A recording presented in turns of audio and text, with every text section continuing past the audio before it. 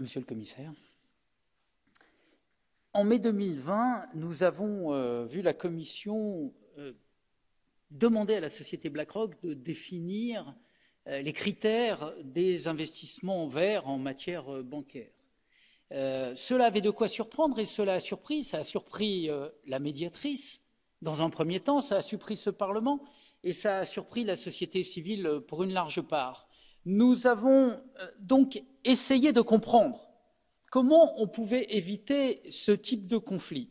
Et lorsque nous nous sommes tournés vers la Commission nous a répondu de manière formelle, nous avons respecté nos règles.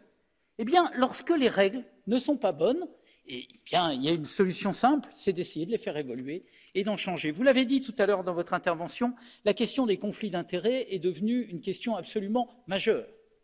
Il faut arriver à faire en sorte que notre Parlement puisse contrôler les conditions dans lesquelles des marchés publics sont attribués. Et il faut que la Commission comprenne que dissocier une filiale de la société mère apparaît, sur des sujets comme ça, totalement impossible.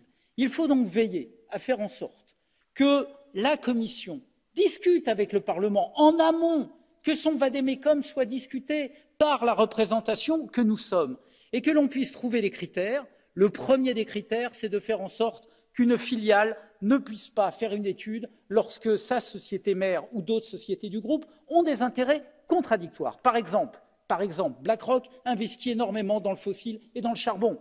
Est-ce qu'elle est habilitée pour autant à donner, même par le biais d'une de ses filiales, des conseils sur les investissements verts? Cela devrait a minima être discuté. Donc, première chose, veiller au respect de l'absence de conflit d'intérêts. Deuxième chose, ne pas se focaliser sur le focus prix, parce que des prix peuvent être pris à la baisse pour des raisons sur lesquelles je ne reviendrai pas. Troisième chose, n'hésitez pas à mettre en œuvre des sanctions lorsque des sociétés manquent à leur devoir de transparence.